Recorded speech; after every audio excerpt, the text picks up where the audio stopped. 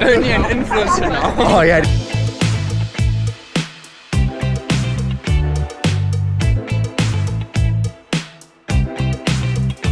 What's up guys? Welcome to the Christmas Eve special. So today was a swim, bike, run day and a sauna, which rarely happens. I'm gonna kind of walk you through my day, why I'm doing the swim, bike, run, random blurbs throughout the day. Enjoy the video. A lot of pro triathletes give the impression that they do swim, bike, run training every day. I don't actually do that. I always do at least 2 sessions a day between swim and bike, bike and run, whatever. One of those or 2 of those 3 main things. And then there's almost always usually either a sauna, a yoga, or a Pilates involved in the day. But I think that it's really hard to maintain your focus across all 3 sports if you're gonna do 3 sessions in the day. Like if you're gonna do 3 days back to back to back with swim, bike, run workouts in them, it's really hard to give your full focus to every single one of those sessions. And it's really easy to end up just half-assing a bunch of those workouts, and then you really don't get that much out of it. And I think kind of the proof is in the pudding, where like I don't even do, I think my longest brick run leading into Ironman Barcelona, where I ran 2:41, was 30 minutes outside of doing a race where I obviously ran half marathon off the bike, but that was like 7 weeks before the race. So I really do think that there's something to be said about just being really focused in your sessions and understanding what the key ones are. And like, this is one of those things where, yes, I do have a day once or twice a week where I'll do all 3 sessions, but it is never like back to back to back days doing that. It's almost always spaced out well. And when I do a day like this, it's very clear kind of the focus is just ticking the box and getting my body used to doing all 3, as opposed to, the rice is ready, as opposed to every single day I swim, bike, and run. And that's one of the things I really changed since college. Like in college, I did it 6 days a week. I would swim, bike, and run because I just didn't know what else to do. And it worked fine. But I think now I do some longer sessions with a little bit more focus, and the swim, bike, run day still happens, but it's a lot more focused on my development within each sport. Now, obviously, different things work for different people. Everybody is very different physiologically and what they need mentally. But I know for me, I need to be eating my breakfast every morning. I need to do my mobility before every morning, every session. I have to be doing mobility before the day. And I have these routines, and I know that they work, and my fueling routines, and I know that they work. And that's something that's taken me years and years and a lot of trial and error to figure out. I think it's really easy to go through the motions and kind of feel bad doing it, where you're not necessarily prioritizing your body. Like maybe you're not foam rolling every day, and maybe you're not doing mobility every day, but you're getting an extra swim, bike, run session in, but your body is not functioning at a high level. And as I've gotten older, now I'm at the ripe age of 29, I've realized how important it is to have my body functioning. And it's something I realized after I had my stress fracture in 2017, where I didn't do any body maintenance, and I just swam, bike, ran. And now I do a ton of yoga, a ton of Pilates. And I really think that that's what's made the difference in my performance long term. And mentally, it's huge too. Like just about being able to sustain my body's load, and then having my body progress over time. And I think long term, it's going to be super beneficial for me in terms of just that my body can continually, progressively add load sustainably. And that's my main goal. And if you take care of your body's gonna take care of you. And I've seen myself get quite a bit faster over the last few years as I've just stayed on it and stayed super focused with that. One thing that I think about a lot is in hockey, we would have an hour to an hour 15 of ice time growing up, and then maybe if you're lucky in high school, you're gonna get 2 hours of ice time a day. And the coaches really emphasize making that ice time count and having a purpose with every moment we were on the ice, because it's expensive. You know, an hour of ice maybe it doesn't cost $5, that's for sure. And so when you're doing triathlon, it's free to go outside and train. And so it's easy to just kind of go out and mess around.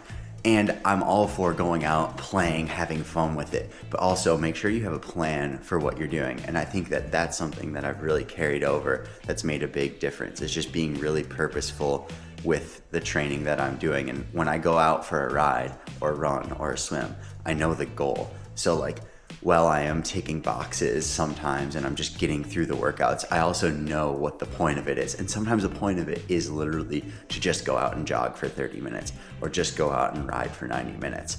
And that's okay as long as I know that that's the point.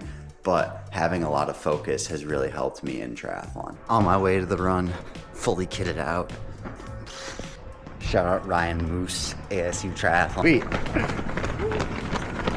Look at all these celebrities. It's Ernie an influencer now. Oh yeah, dude. We're out on the trails. We've got celebrity, local Girona legend, Rachel Brown. Rachel, what do you have to say about the run club this morning? Well, we've already ditched them because they stopped for too long. 8 minutes in, guys.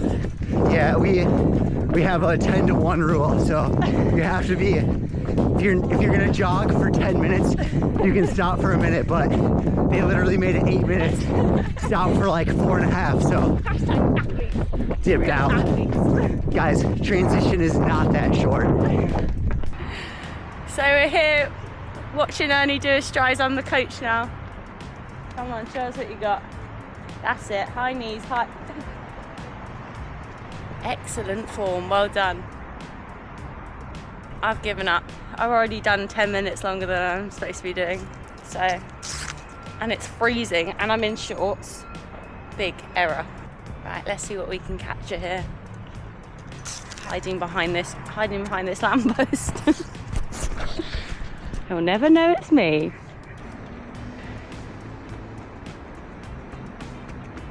Go! How was that? Mission accomplished. Feeling good? Sub 5 pace. That's all that matters. All right, run is done. Good run. Shout out to Rachel for filling those strides, making me look sick. We got Keegan's new bike here, and we obviously got his old bike. And as you can see, the pro cyclists are very talented when it comes to the tires. He's got to do some neutral service wheel change on his bike right now. If I'm able to put the wheel on the bike. Oh, dude, that was smooth. Hold on. This actually might work. Oh, yeah. Well, yeah, I mean, I hope it works. It should work. Right?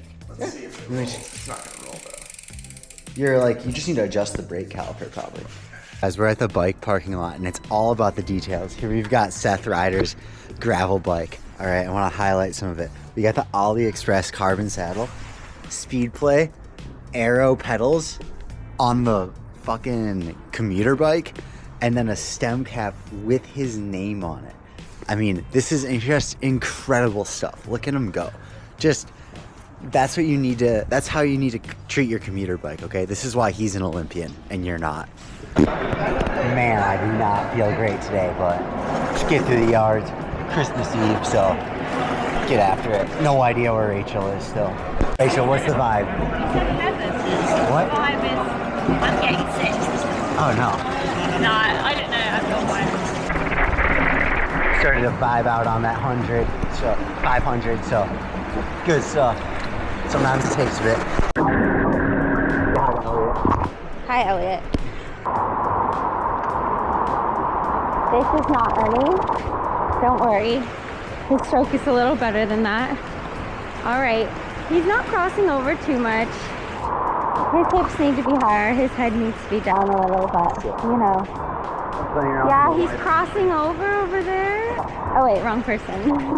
All right, so Moose, you've been asking about the fence that I hop to go to the sauna. This is it. It's that thing. So I just kind of jump over that, my mad hops, and then they don't care what I do. Actually, the other day, the lifeguard literally just told me to jump it. So, yeah, you know, whatever.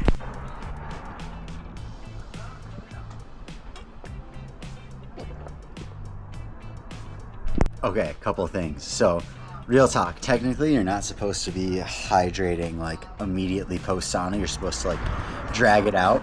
But in a discussion with my coach, we've determined that like as I'm adapting to it, it makes sense to hydrate, especially since like my priority is swim, bike, run training and not necessarily, what the fuck is this lifeguard doing? Heat adaptation. So my priority is always going to be triathlon training. So it's swimming, biking, and running. And the heat adaptation comes second, because it doesn't really matter if you're super heat adapted. If you can't swim, bike, and run well, you're just going to still get blown apart. So heat adaptation is part of it, and it's important, but it's not everything. And I think I've done pretty well at some hot races like Kralik, Kralov, where I like had one of the faster run splits, and honestly like did zero heat prep other than just training outside. So I really think there's something to be said about being patient with your heat prep and like not taking it over the top, because if you take it over the top, it's going to mess up your actual triathlon training. And like, we're not training to like sit outside in the heat for 8 hours. We're training to race really fast for 8 hours. So keeping that as my top priority is always good. Post sauna real talk sesh. Good times in there. No one being super soft today, so that's always nice. It's funny though, because the guy watches me climb over the fence, doesn't say a word, he's totally cool with it, but then I walk outside with my shoes on, because you're supposed to technically have shoes off whenever you're inside in Spain. And they also have another hilarious rule, which is when you go in the hot tub, you have to wear your swimming hat. And like, oh, they call it a swimming hat and not a cap, even funnier. But yeah, they have like some weird rules here where like you're wearing a swim cap in the hot tub, you're not allowed to wear your shoes out on the deck. But it's even worse in France. They make you shower before you get in the pool. I mean, imagine that. Coming from America, ridiculous. Mobbing home from Mercadona. It was wild in there. Straight up, looked like back in the COVID days.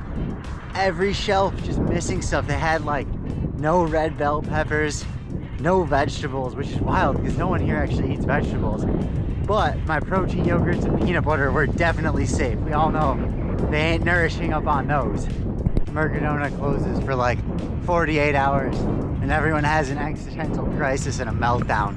All right guys, was waxing the chain and decided that my rear tire just felt a little bit low on the TT bike, and I wanted to get a new tire on there just because like you know, it's the bike shop that I go to is closed for the next 20 days or whatever because of Christmas in Spain.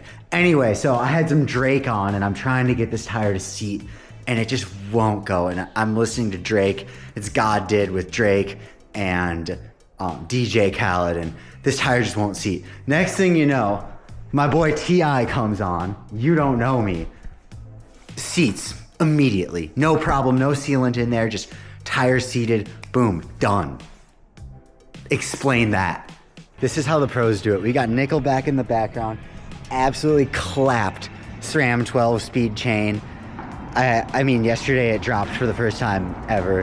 My KMC chain was dropping after like 45 minutes of riding, so SRAM red chain has held up pretty good for like 2 months, but just let it dangle off the balcony. YOLO. Guys, I'm taking the same approach making these videos as a kid from your high school who was gonna be good at rapping. You know, I just pull up in the studio every day, whip something out, hope it's good. All right, guys, out on the ride right now. It's like maybe 3:30 out by St. Gregory, and man, for post sauna and a couple sessions, I'm feeling pretty good, but gonna have to hold back a little bit. Going to try to keep my normalized power under 210, completely arbitrary number, but yeah, I just don't want to be pushing super hard today. It's supposed to be an easy ride. It's Christmas Eve. Plus, I've got some big gear efforts tomorrow, so gonna try to chill out a little bit, even though I feel really good. Just part of it, like, you know, you don't win a race on December 24th by going 20 watts too hard on an easy ride. So I'm just gonna enjoy the views, spin, enjoy my bars, play in traffic, you know the drill. Not gonna lie, guys, feeling pretty aero right now. Check this out.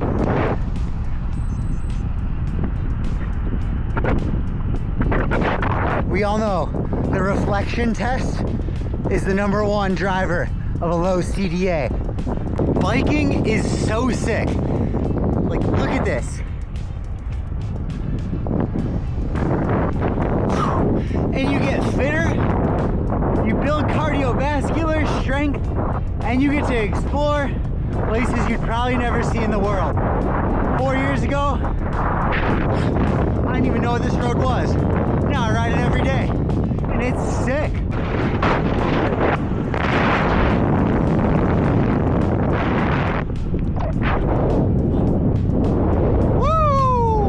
So I was just descending Les Serres and man, I didn't realize it was like an absolute ice rink out here. I was going towards the hairpin and on the entry turn, my rear wheel just started going on me. And luckily, you know, I kept it up, but that could have been a rough one for the bike. All right, guys, that's all for the video today. A little bit treacherous out there in the end, but got it done. Really cold towards the end. Definitely should have brought gloves. Well, we'll see you in the next video tomorrow.